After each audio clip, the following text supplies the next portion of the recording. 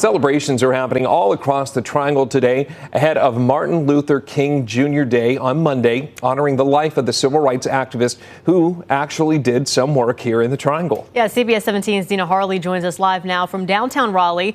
And Dina, Governor Roy Cooper is at an event right now speaking on Dr. King's legacy.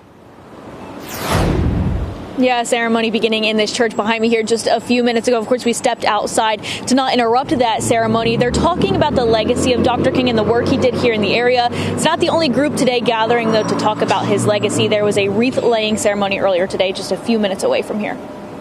Today is our day to celebrate love, to celebrate peace and happiness and joy.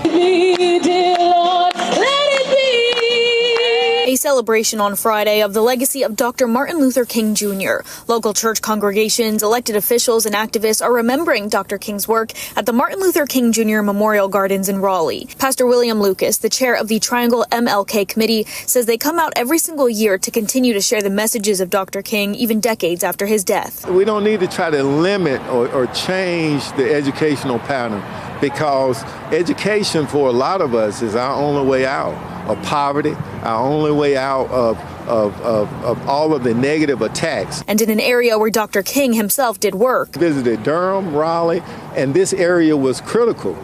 He even made a point that economically, this was one of the most powerful regions in Black America. Activists say they'll continue to share his teachings and his courage. If you listen to the things that Dr. King spoke about, those things are still very relevant today.